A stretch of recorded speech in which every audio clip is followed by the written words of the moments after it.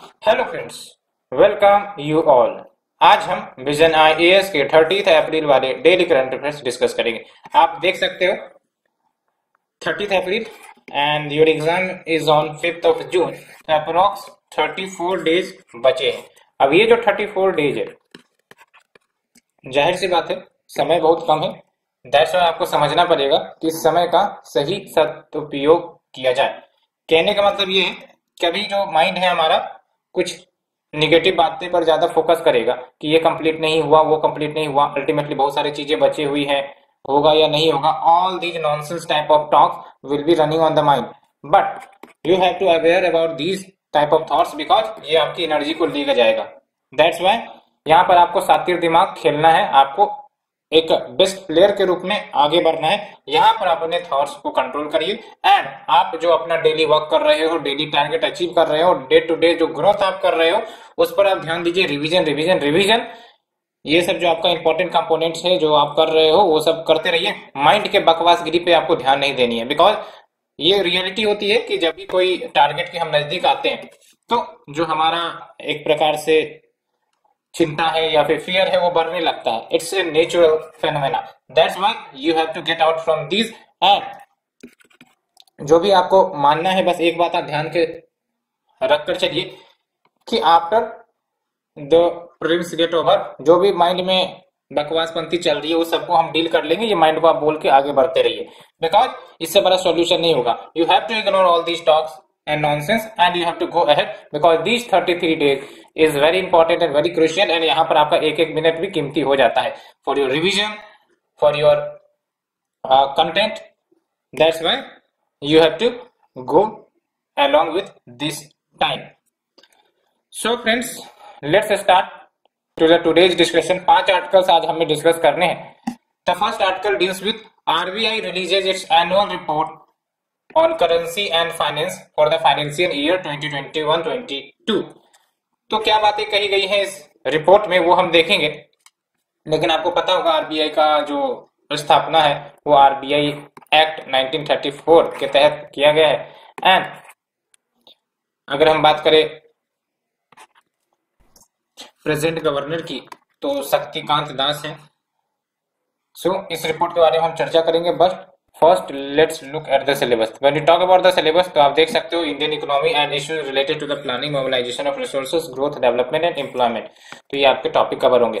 तो ये जो रिपोर्ट रिलीज की गई है इसका थीम आप देख सकते हो रिवाइव एंड रिकंस्ट्रक्ट। एंड इस रिपोर्ट के माध्यम से एक स्ट्रेटजी प्रोवाइड की गई है कि कैसे हम स्टेडी इकोनॉमिक ग्रोथ हासिल कर सकते हैं आने वाले समय में ऑफ 6.5 to 8%। ठीक है। एंड क्या की ऑब्जर्वेशन है देख सकते हो, जो इंडियन इकोनॉमी है वो कहीं ना कहीं 12 साल लेगी आने वाले समय में टू ओवरकम द कोविड-19 लॉसेस। आपको पता है ये जो कोविड-19 का इम्पैक्ट है वो इकोनॉमी पर as well as various sector पर हमें देखने को मिला। एंड पता नहीं ये कौन सी बीमारी है, जाने का जब वक्त होता है तो फिर से ये आने लगती है। जैसे अभी भी आप देख लो, जब ये जाने के कगार पे था तो अल्टीमेटली एक फिर से अवतरित हो गई और अल्टीमेटली फिर से केसेस बढ़ने लग रहे हैं। सो अजीब प्राणी है ये, समझ से बाहर है। ठीक है। और इसका इम्पैक्ट कहीं ना कहीं हमारी इंडियन इकोनॉमी पर काफी गहरा पड़ा है। उसका आप एक एग्जांपल भी ले सकते हो कि 2020-21 के पीरियड में अगर हम इकोनॉमिक ग्रोथ देखें भारत की तो -7.3% से डिक्लाइन की गई थी। डिक्लाइन करना एक बहुत बड़ी बात होती है। ठीक है। तो यहां से आप ऑब्जर्व कर सकते हो। अदर ऑब्जर्वेशन की बात करें तो देख सकते हो जो कैपिटल इन्फ्यूजन मतलब रिकैपिटलाइजेशन, जिसके बारे में हमने कभी डिस्कस भी किया था। जो पब्लिक सेक्टर बैंक्स होते हैं जो आपके कैपिटल टू एडिक्वेसी रेशियो को फुलफिल नहीं कर पा रहे या फिर बासेल नॉर्म्स को फुलफिल नहीं कर पा रहे, तो उनके लिए जो गवर्नमेंट है उन्होंने रिकैपिटलाइजेशन की पॉलिसी लेकर आई थी, जिसके तहत उन्होंने पैसे फंड किए थे इन बैंकों में सो दैट वो बासेल नॉर्म्स को फुलफिल कर सके। तो ये जो आपका कैपिटल इन्फ्यूजन किया गया इसने कहीं ना कहीं पब्लिक सेक्टर बैंक्स को मदद की है टू इम्प्रूव देयर CRAR यानी कि capital risk to education ratio. आप देख सकते हो 14.3% देखने को मिला है बाय दिसंबर 2021, जो कि मार्च 2016 में ये 11.8% था। और रिकैपिटलाइजेशन की प्रक्रिया आई थिंक कि 2016 से ही की गई थी। और आपको पता होना चाहिए कि जो CRAR है वो जितना ज्यादा होगा उतना ही बैंक जो है सक्षम होती है to deal with the crisis. ठीक है, CRAR क्या होता है, वी विल डिस्कस। चलिए सबसे पहले हम उसी को डिस्कस कर लेते हैं। When we talk about the CRAR या फिर capital adequacy ratio, it simply means कि आपको बस ये ध्यान रखना है कि जो आपके रिस्क वेटेड एसेट होते हैं, रिस्क वेटेड एसेट यानी कि जो आपने लोन दे रखे होते हैं, बैंक जो लोन दे रखे होते हैं उसको हम कहते हैं रिस्क वेटेड एसेट। ठीक है, तो जितना ज्यादा आपका रिस्क वेटेड एसेट होगा उतना ही ज्यादा आपको कैपिटल रखने पड़ेंगे, इसे हम कहते हैं capital adequacy ratio. And higher the CRAR it is better for the banks कि वो डील कर सकती हैं अपने बैंक रन या फिर बैंक क्राइसिस के सिचुएशन को बेटर तरीके से। ठीक है, तो ये ध्यान रखनी है आपको CRAR के बारे में। तो अन्य क्या की ऑब्जर्वेशन है, तो जो अमाउंट रिकवर की गई है via asset reconstruction companies, asset reconstruction companies को बैड बैंक भी कहते हैं। इसका सिंपल सा मतलब ये है कि there will be a company called ARC या फिर बैड बैंक। ये क्या करेंगी, जो बैंक्स होते हैं उनके जो बैड लोन्स होते हैं उनको ये खरीद लेते हैं at a mutually agreed price and ultimately फिर उसको रिकवर करते हैं फ्रॉम द डेप्टर। ठीक है, और बीच में इनको फायदा भी हो जाता है। तो जो अमाउंट रिकवर किए गए हैं वाया ARC वो कहीं ना कहीं डिप हुई है, कम हुई है in the recent years before getting revived to 41% जो 2020-21 में हुआ करती थी।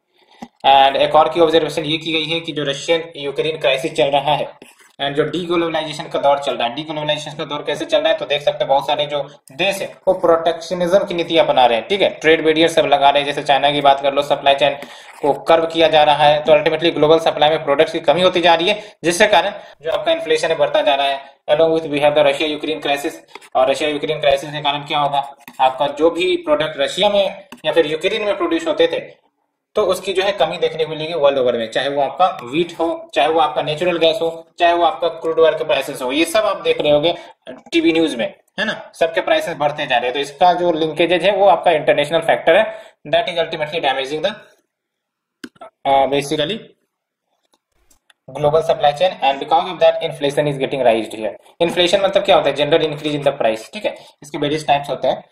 और अगर हम बात करें रिकमेंडेशन की तो देख सकते हो मोरल हजार्ड प्रॉब्लम को अवॉइड करने के लिए in the recapitalisation of PSBs यानी कि public sector bank incentive mechanism लानी चाहिए। एंड जो बैंक्स हैं हैविंग द बेटर परफॉर्मेंस उनको प्रायोरिटी देनी चाहिए in terms of access to the fresh capital. ये क्या होता है मोरल हजार्ड प्रॉब्लम, इसको समझिए। जैसे फॉर एग्जांपल PSB है, पब्लिक सेक्टर बैंक, अब इनको तो पूरा कॉन्फिडेंस रहता है कि लेट्स से अगर हम जितना भी लोन दे दे, चाहे वो रिस्क शेयर लोन ही क्यों ना हो, हमें बचाने के लिए गवर्नमेंट आएगी। ठीक है, अब इस भरोसे से ये क्या करते हैं, किसी न किसी को लोन दे देंगे, चाहे वो कितना भी रिस्क शेयर लोन क्यों ना हो, विदाउट थिंकिंग कि इसका नुकसान क्या हो सकता है आने वाले समय में। तो मोरल हजार्ड प्रॉब्लम यही कहता है कि जो बैंक होंगे ये रिस्की लोन देते रहेंगे, इसको देने में कभी भी कतराएंगे नहीं।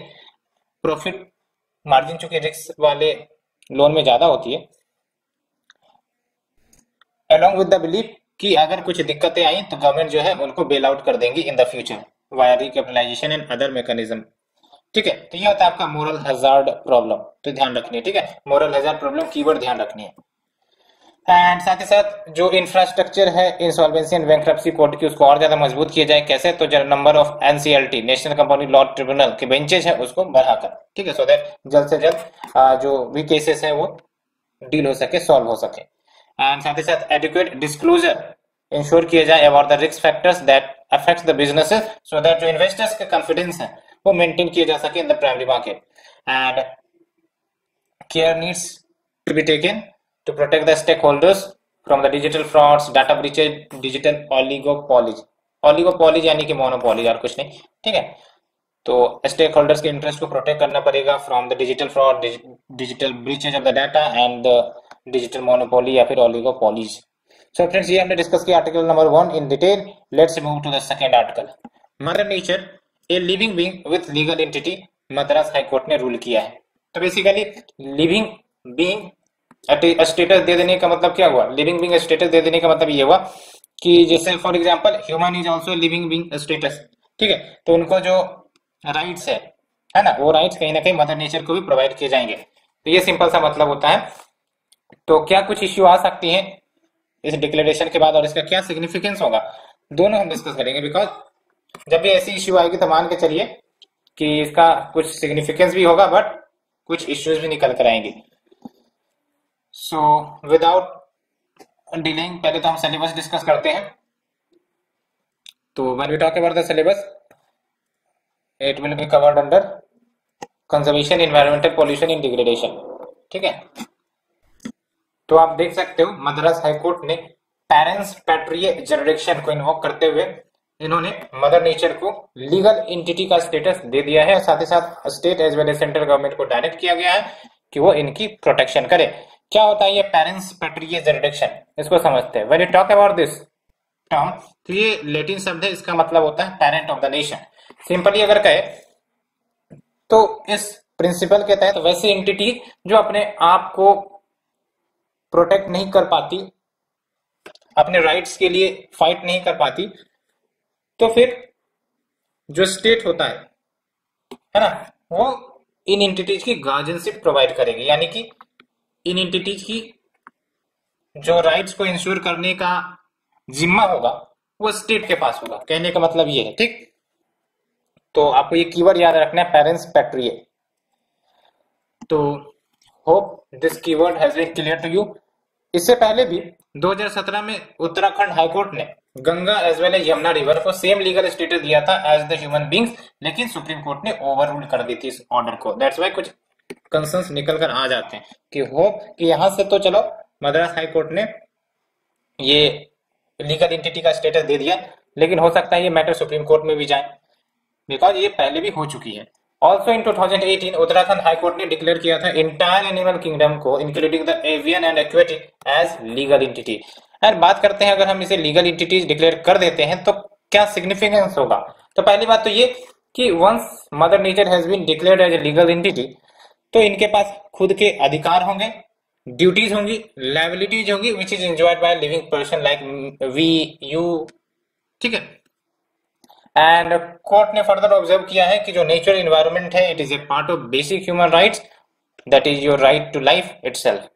एंड इन्वायरमेंटल लॉ को एक्सपेंड किया जाए, एटीट्यूडनल एंड बिहेवियरल चेंज लाया जाए in utilization of natural resources, so that इन नेचुरल रिसोर्सेज का ओवर एक्सप्लॉयटेशन ना हो, इनके भी अधिकार जो है सुनिश्चित हो सके। लेकिन कुछ इश्यूज है। पहली बात तो ये कि जो डेफिनेशन है नेचर की वो एम्बिगुअस है ना, काफी ज्यादा सब्जेक्टिव है। What constitutes nature in the absence of proper definition, बहुत सारे जो इश्यूज हैं कोर्ट ऑफ लॉ में वो अराइज हो सकते हैं। ठीक है, एंड देख सकते हो in the court of law loco parentis की जरूरत होगी टू रिप्रेजेंट द नेचर। कहने का मतलब यह है कि नेचर खुद तो रिप्रेजेंट नहीं हो सकते, आके उनको रिप्रेजेंट करने के लिए कहीं ना कहीं कोई ह्यूमन फेस चाहिए।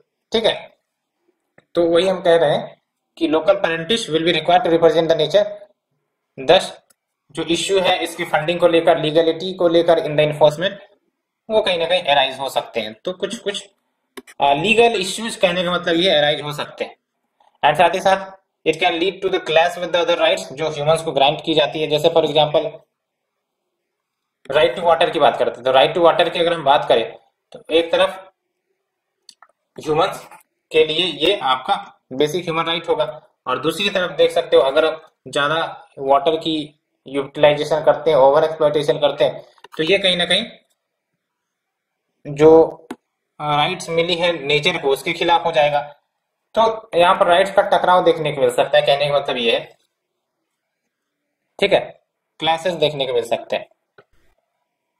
सो फ्रेंड्स, ये हमने डिक्लेयर किया, डिस्कस किया। Let's move to the third article. Government launched the pilot phase of open network for digital commerce. क्या है ये open network for digital commerce, इसको हम जानेंगे, but before that let's discuss to the syllabus. When we talk about the syllabus, ये आपका Indian economy and इसी related to planning, mobilisation of resources, growth, development, employment, इसके अंतर्गत cover हो जाएगा। इसको एक एग्जांपल से आप समझ सकते हो। जैसे फॉर एग्जांपल अभी आपका अमेजन है, फ्लिपकार्ट है ना, जो भी आपकी ई कॉमर्स कंपनीज है, ये सब सेंट्रलाइज है। सेंट्रलाइज कहने का मतलब ये कि अमेजन के प्लेटफॉर्म पर जो अमेजन के कस्टमर्स हैं, सेलर्स है, वही सब रजिस्टर कर सकते हैं, खरीद सकते हैं, बाय कर सकते हैं। ठीक है, तो जो आपका ये ओपन नेटवर्क और डिजिटल कॉमर्स होगा, ये आपका डिसेंट्रलाइज होगा। डिसेंट्रलाइज कहने का मतलब ये कि जैसे फॉर एग्जांपल आप यूपीआई ट्रांजेक्शन लेट से करते हो, तो उसमें एक बार कोड आता है, और वो बार कोड बेसिकली कोई भी पेमेंट एप्स के माध्यम से किया जा सकता है, चाहे वो पेटीएम हो या फिर आपका अमेजन हो, सारा जो ऐप है वो उसको स्कैन कर सकती है। ठीक है, तो इसका मतलब क्या हुआ कि बारकोड डिसेंट्रलाइज है, कोई भी पेमेंट सिस्टम के माध्यम से ट्रांजेक्शन किया जा सकता है। उसी प्रकार से ये जो आपका ओपन नेटवर्क और डिजिटल कॉमर्स होगा वो आपका डिसेंट्रलाइज होगा।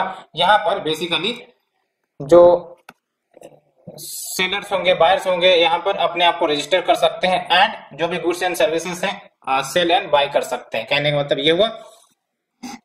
तो decentralisation of e commerce one of the basic core theme of this open network और डिजिटल ई कॉमर्स। ठीक है, ये आपको ध्यान में रखनी है। तो ये जो ONDC है आपका, it is globally first of its kind initiative जो लॉन्च की गई है department of promotion of industry and trade, so that decentralise and democratise किया जाए डिजिटल कॉमर्स को, to enhance its penetration of digital commerce. वही मैंने आपको बताया, डिसेंट्रलाइज एंड डेमोक्रेटाइज।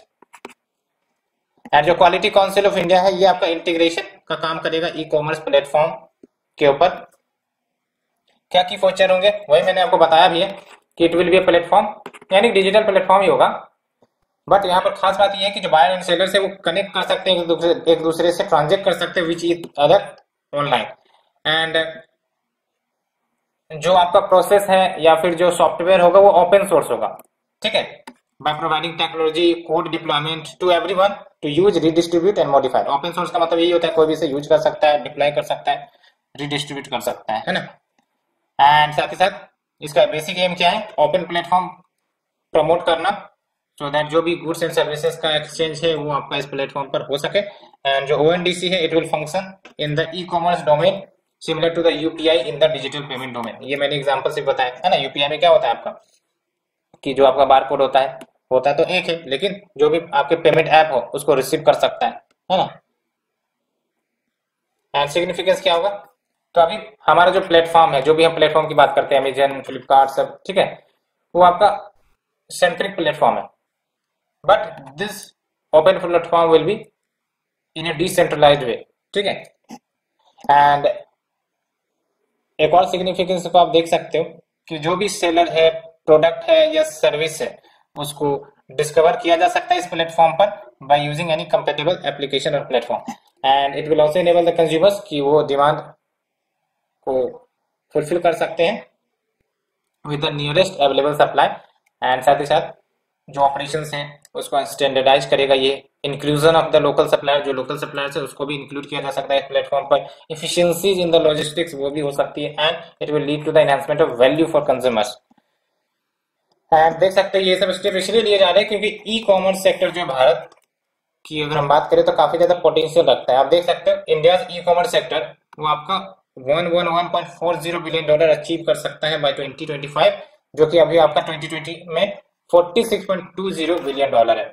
यानी कि अगर देखें तो एनुअल ग्रोथ रेट आपका 19.24% से बढ़ रहा है। तो जब इतनी तेजी से ग्रोथ हो रही है तो हमें इसका फायदा उठाना चाहिए। ठीक है, हमें इस क्षेत्र में कहीं ना कहीं जो रिक्वायर्ड इंसेंटिव है, इनिशिएटिव है वो लेने चाहिए, सो दैट जो कंज्यूमर के इंटरेस्ट है एज वेल एज बायर्स के, सेलर्स के, सबके जो इंटरेस्ट है वो इंश्योर हो सके। सो फ्रेंड्स, ये हमने डिस्कस किया। Let's move to the article number 4। India fights against sidelining of public stock holding as well as MSP issues. तो ये WTO से रिलेटेड मैटर है, ये मैटर खत्म ही नहीं होता। ठीक है, बार बार चर्चा में आ जाती है WTO, peace lounge, green box, amber box, blue box, ये सब आप सुनते रहते हो। मैंने तो लगता है 10 बार कम से कम डिस्कस किया होगा पिछले 6-7 महीने में। ठीक है, तो अगर हम सिलेबस की बात करें तो सिलेबस में आप देख सकते हो important international institutions, agencies, forums, there structure and mandate. तो अभी फिलहाल आने वाले समय में यानी कि जून में 12th मिनिस्ट्रियल कॉन्फ्रेंस WTO के होने वाली है। दैट्स वाई जो कनाडा है, न्यूजीलैंड है, पैराग्वे, इन्होंने कुछ कंसर्न्स रेज किए हैं over the insistence of G30 and India, जो कि एक परमानेंट सॉल्यूशन चाह रहा है to the issue of public stock holding program. Public stock holding program क्या है? ये पब्लिक स्टॉक होल्डिंग प्रोग्राम, तो बेसिकली ये जो आपके पब्लिक स्टॉक होल्डिंग प्रोग्राम्स है, इसको आप समझो कि डोमेस्टिक सपोर्ट प्रोग्राम होते हैं, जिसके माध्यम से गवर्नमेंट जो है वो फूड को परचेज करती है, स्टॉक पाइल करती है, एज वेल एज डिस्ट्रीब्यूट करती है to the people who are in need. जैसे इंडिया में we have the public distribution system. ठीक है, तो वो आपका PSH प्रोग्राम्स के अंतर्गत आ जाता है। तो आप जाहिर सी बात है, ये जो PSH प्रोग्राम से ये कहीं ना कहीं एक प्रकार से सब्सिडी वाला प्रोग्राम है। तो इन सारे प्रोग्राम्स को WTA के अंतर्गत डिफरेंट बॉक्सेस में डाला गया है, जैसे green box, amber box, blue box. तो वैसे प्रोग्राम्स जो ट्रेड डिस्टॉर्टिंग है, ठीक है, उसको डी मिनिमस लिमिट पर रखा गया। डी मिनिमस लिमिट का मतलब क्या हुआ, जैसे फॉर एग्जांपल 1000 करोड़ का फूड ग्रेन प्रोडक्शन हुआ भारत में, ठीक है। अब गवर्नमेंट MSP प्रोवाइड करती है सब कुछ, तो according to the de minimis level जो गवर्नमेंट सब्सिडी प्रोवाइड करेगी वो आपका 10% से ज्यादा नहीं होगा। यानी कि इस केस में बात करें तो 100 करोड़ से ज्यादा सब्सिडी गवर्नमेंट नहीं प्रोवाइड कर सकती, ये डेवलपिंग कंट्रीज के लिए। And for the develop country it is for 5%, ठीक है। तो ये होता है आपका डी मिनिमस लेवल। एंड ये किस पर अप्लाई होगा, ट्रेड डिस्टॉर्टिंग डोमेस्टिक सपोर्ट या सब्सिडी, इस पर लागू होगा, ठीक है। लेकिन अभी क्या है कि जो आपके ये PSH सब्सिडीज जो दिए जाते हैं including the MSP for the crop, इसको ट्रेड डिस्टॉर्टिंग सब्सिडीज के रूप में ट्रीट किया जाता है, मैंने आपको ये बताया, ठीक है। बट अगर हम बात करें कि जो फूड सिक्योरिटी प्रोग्राम चलाए जाते हैं इंडिया में या फिर अदर कंट्रीज में, अगर इसका फुल इम्प्लीमेंटेशन किया जाता है तो इसके कारण क्या होगा, WTO का जो कैप है, लिमिट है, वो ब्रीच हो सकता है, यानी कि 10% से ऊपर जा सकती है। तो जाहिर सी बात है इंडिया अमेंडमेंट्स चाह रहा है कि जो फॉर्मूला इस्तेमाल किया जाता है to calculate the food subsidy cap या लिमिट, उसमें चेंज किया जाए सो दैट ये वायलेट न करे हमारे फूड सिक्योरिटी प्रोग्राम के लिमिट को। एंड अगर हम बात करें सब्सिडी बॉक्स की तो देख सकते हो ग्रीन बॉक्स, यानी कि जो भी गवर्नमेंट सब्सिडी प्रोवाइड करती है उसको green box, amber box, blue box में रखा जाता है। तो जब हम बात करते हैं ग्रीन बॉक्स की, तो यानी कि इसके अंतर्गत जो दी गई सब्सिडीज है ये कोई ट्रेड डिस्टॉर्टिंग नहीं होती है, और इस बॉक्स के अंतर्गत कितनी भी सब्सिडी दी जा सकती है, कोई फर्क नहीं पड़ेगा, because these are not trade distorting, ठीक है। एंड ये डेवलपिंग कंट्री दोनों के लिए अप्लाई होती है, तो ये ध्यान रख सकते हो। और अगर हम बात करें एम्बर बॉक्स की, तो एम्बर बॉक्स में वो सारी डोमेस्टिक सपोर्ट मेजर्स जो ट्रेड डिस्टॉर्टिंग होती है, ठीक है। जैसे फॉर एग्जांपल MSP की बात कर ले, प्रोक्योरमेंट प्राइस जो गवर्नमेंट डिक्लेयर करती है ना, सब्सिडी जो देती है on the inputs like fertiliser, water, credit, power, तो ये सब आपका एम्बर बॉक्स में आ जाएगा। ब्लू बॉक्स में क्या होता है, तो बेसिकली ये एम्बर बॉक्स सब्सिडी जी होते हैं, बट एक एक्स्ट्रा कंडीशन होता है कि इसके तहत जो प्रोडक्शन है उसको लिमिट करनी है, ठीक है। तो कोई भी सपोर्ट जो नॉर्मली एम्बर बॉक्स की कैटेगरी में आते हैं उसको ब्लू बॉक्स में तब रखा जाता है if that support also requires farmers कि वो अपने प्रोडक्शन को लिमिट करे, ठीक है। एंड अगर हम बात करें special and differential treatment box, तो इसमें बेसिकली इन्वेस्टमेंट सब्सिडी जैसे ट्रैक्टर्स सब खरीदने के लिए गवर्नमेंट सब्सिडी प्रोवाइड करती है, पंप सेट्स, एग्रीकल्चर इनपुट सब खरीदने के लिए सब्सिडी प्रोवाइड करती है, तो वो आपका इसके अंतर्गत आता है। एंड जो आपका SDT बॉक्स सब्सिडीज है वो सिर्फ और सिर्फ developing and low income countries के द्वारा ही दिया जा सकता है, ठीक है। तो ये हमने डिस्कस किया। तो बेसिकली जो WTO मीटिंग हुई है 2013 की ही बात से कहें तो इस पर कोई भी सॉल्यूशन नहीं निकल सका, तो उसका इंटरिम मेजर क्या निकाला गया कि जो WTO मेंबर्स है बाली मिनिस्ट्रियल कॉन्फ्रेंस में मीट करते 2013 में, और उन्होंने पीस क्लाउज का कंसेप्ट लेकर आया। तो पीस क्लाउज के कंसेप्ट के अंतर्गत क्या है कि जो developing country food procurement programme चलाती है, ठीक है, इवन वो फूड प्रोक्योरमेंट प्रोग्राम बीच करता है सीलिंग लिमिट को, है ना, तब भी कोई लीगल केस नहीं हो सकता, यानी कि डेवलपिंग कंट्रीज प्रोटेक्टेड रहेंगे even the subsidy ceilings gets breached. यही आपका पीस क्लॉज में हुआ था। कहने का मतलब ये है कि इस पीस क्लॉज के अंतर्गत जो डेवलपिंग कंट्रीज है वो जो भी डोमेस्टिक सपोर्ट प्रोवाइड करते हैं कर सकते हैं। एंड ग्लोसरी कुछ कीवर्ड्स की बात करें तो देख सकते हो G33 stand for the friend of special products in agriculture, और ये 47 developing and least developed country का ग्रुप है जिसमें India, Brazil and South Africa भी शामिल है। और ये बेसिकली बनाई गई थी during the Cancun ministerial conference of WTO। And इसका बेसिक एम क्या था कि जो डेवलपिंग कंट्रीज के इंटरेस्ट है उसको प्रोटेक्ट किया जाए in the agricultural trade negotiations, ठीक है। तो ये ध्यान रखना आपको G33 के बारे में, इसके एम के बारे में जरूर याद रखनी। सो फ्रेंड्स ये हमने डिस्कस किया. Let's move to the next article and the last one. Swachh Bharat mission urban 2.0 launches national behavioural change communication framework for garbage free city. तो ये जो आपका नेशनल फ्रेमवर्क है ये एक प्रकार से गाइडिंग डॉक्यूमेंट के रूप में काम करेगा, ब्लूप्रिंट के रूप में काम करेगा for the states and the cities, so that वो large scale multimedia campaigns carry out कर सके along with intensive and focused interpersonal communication campaign to raise the awareness about the स्वच्छता.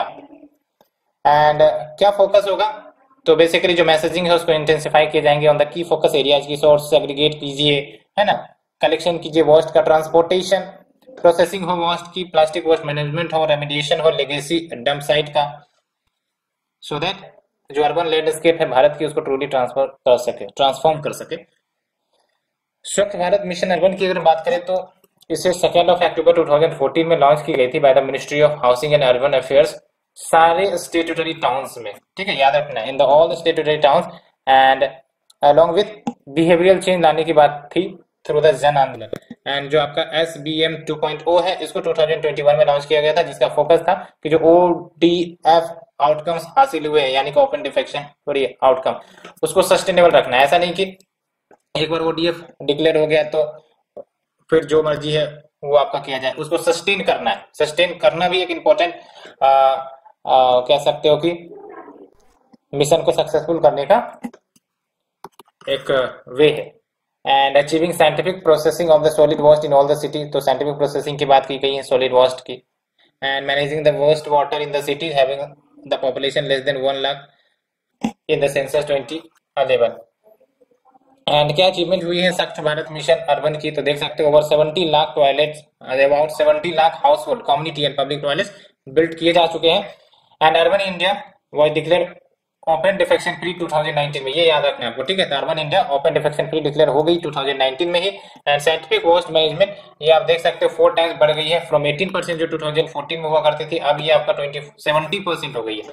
एंड साथ ही साथ कंटिन्यूस कैपेसिटी बिल्डिंग की जा रही है स्टेट्स की, सिटी लेवल ऑफिशियल्स की. तो ये सब आप देख सकते हो. वेरियस नीति आयोग की तरफ से रिपोर्ट डाटा इंडिसेस जारी किए जाते हैं to monitor the tracking the states position. ठीक है, तो ये सब बातें. सो फ्रेंड्स ये हमने डिस्कस किया all these articles, hope you understood it. अगर आपको अच्छी लगी तो आप लाइक से सब्सक्राइब जरूर कर सकते हो. Thank you friend, thank you very much.